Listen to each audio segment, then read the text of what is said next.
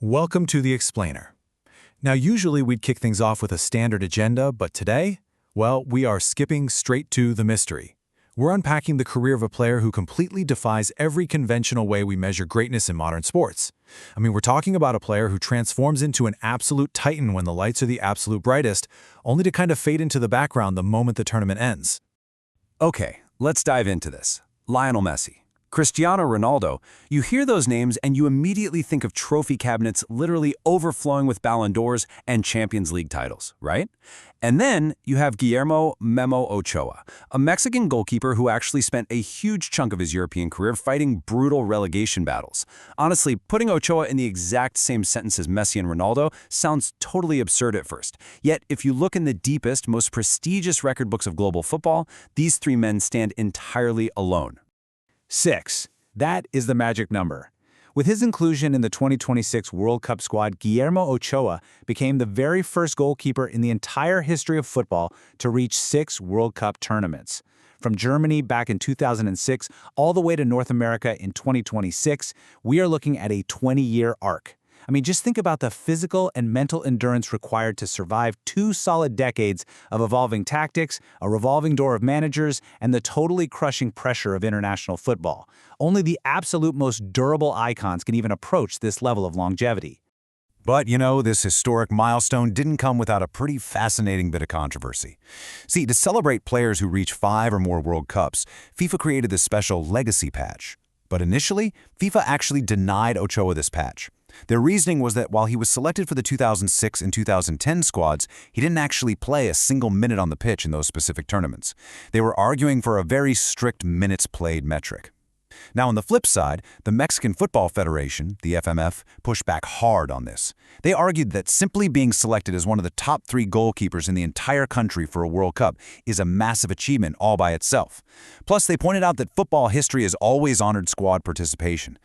Just look at Daniel Passarella in 1978 or Ronaldo in 1994, both of whom won World Cups without playing a single minute. Now, what's really interesting about this is how this whole statistical debate was ultimately resolved. It wasn't in some boardroom, it was actually out on the pitch. Because while the whole selected versus played argument is a really fun exercise for football historians, Ochoa put a total end to the technicalities during Mexico's final Group A match in 2026. In the 77th minute against the Czech Republic, he was substituted right into the game. The very second his boots touched that grass, the debate was over. He wasn't just a squad member for 6 tournaments anymore, he became an active participant on the field across a staggering 20-year World Cup timeline. So this naturally brings us to a highly passionate debate within Mexican football. Who exactly is the greatest Mexican goalkeeper of all time? It's one of those debates that just perfectly divides opinion. On one side, you've got the official FIFA stance, which leans heavily toward Ochoa, endorsing him as the clear favorite purely because of his unparalleled 5 World Cups played and 6 selected. But then on the other side, you have the perspective of analyst and fellow legendary goalkeeper Jorge Campos. Campos definitely praises Ochoa's undeniable national team heroics, sure, but he points out that his recent club form, specifically his later stage with Club America and some of his struggles over in Europe, well, it leaves a lot to be desired. Now, we aren't here to pick a side either way, but this contrast just perfectly highlights the 2 totally different lenses through which Ochoa is judged. Let's see how this builds, because you simply cannot understand Ochoa without understanding his pitch heroics. He didn't just casually show up to these tournaments, he actively defined them. In 2014, he famously shut out the host nation, Brazil. Then, in 2018, he tipped this wicked Toni Kroos free kick right onto the crossbar to help completely shock the defending champions, Germany. And in 2022, at 37 years old, he stared down Robert Lewandowski and saved a massive, crucial penalty against Poland. But okay, we really have to zoom in on 2014 for a second because this was the real awakening. Just imagine the scene, all right? It's a humid night in Fortaleza, the atmosphere is absolutely electric, and the host nation Brazil is totally expecting an easy win. Instead, they ran straight into a brick wall. Ochoa made 6 incredible saves that night. The absolute defining moment was this impossible, horizontal, one-handed save to deny a bullet header from Neymar. It was a moment that got immediately compared to Gordon Banks' legendary save against Pelé back in 1970. Later on, he made a point-blank body save against Thiago Silva. It was just a total masterclass of pure reflexes and supreme bravery that single-handedly earned Mexico a 0-0 draw and truly immortalized his name globally. Now, to truly appreciate how he does this, we have to look at the math for a second. Modern football is so obsessed with the sweeper keeper, the guys who play 30 yards off their line. Well, that is definitely not Memo Ochoa. He is a pure traditionalist. But modern analytics actually prove his traditional style is utterly elite, specifically through a metric called PSXG, or post-shot expected goals. So while regular expected goals measures the quality of a chance before the shot happens, PSXG measures the quality of the shot after it leaves the boot.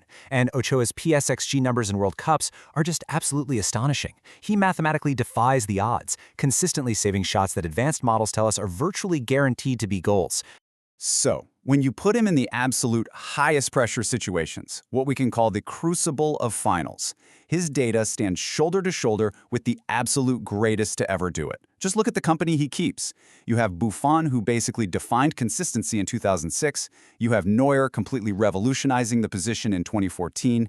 You have Emiliano Martinez mastering pure psychological warfare in 2022. And right there with them is Ochoa, denying Neymar and Thiago Silva in 2014, completely shutting out elite opponents when the stakes are unimaginably high.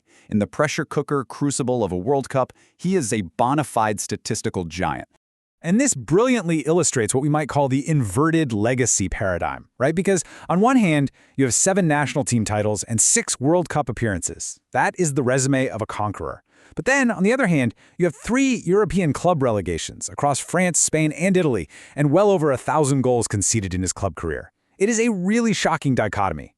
How can a player be so completely, undeniably dominant on the world's absolute biggest stage, yet so remarkably average in his day-to-day club life? Well, when you actually look at his European club list, teams like Ajaccio, Granada, Standard Liège, Salernitana, AEL Limassol, you definitely aren't seeing the heavyweights of world football. Aside from a Belgian Cup, his club trophy cabinet is essentially bare. But frankly, this struggle only makes his World Cup transformations that much more fascinating. He wasn't playing comfortably behind the Galacticos every week. He was often fighting for his footballing life, essentially using European relegation battles as training weights, so that when he finally put on the green jersey of Mexico, he could just fly. That green jersey meant absolutely everything to him. Just listen to how Ochoa himself described it in a pretty tearful interview. He said, "The Mexico national team has always been my compass in my career and my life. It's given me direction." For Ochoa, his club career basically felt like a means to an end. It was all about staying sharp, staying relevant, and staying perfectly prepared for the moment his country finally called his name. The national team wasn't just some part of his professional life. It was the literal anchor of his entire existence. Which brings us to the most perfect storybook ending, June 24, 2026. The iconic Estadio Azteca in Mexico City. Over 80,000 fans packed into the stands. Mexico is up 2-0 against the Czech Republic, and in the 77th minute, manager Javier Aguirre decides to make a substitution. Exactly 22 years after an 18-year-old Memo Ochoa made his professional debut on this very same pitch for Club America, he steps onto the grass for his final professional appearance. I mean, the poetry of that moment is simply incredible. The stadium just erupted. Chants of Memo, Memo were literally shaking the concrete. As he replaced Raul Rangel, you could see the tears streaming down Ochoa's face. And after the final whistle of that 3-0 victory, his teammates hoisted him right up into the air, throwing him toward the sky in celebration. Reflecting on it, Ochoa said, "It's the most beautiful thing that they recognize your effort.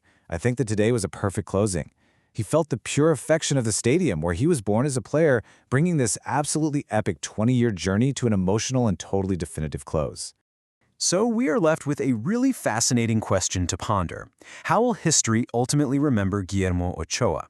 He didn't conquer the Champions League, and he definitely didn't win domestic titles year after year. Instead, he conquered the world for exactly 1 month, every 4 years.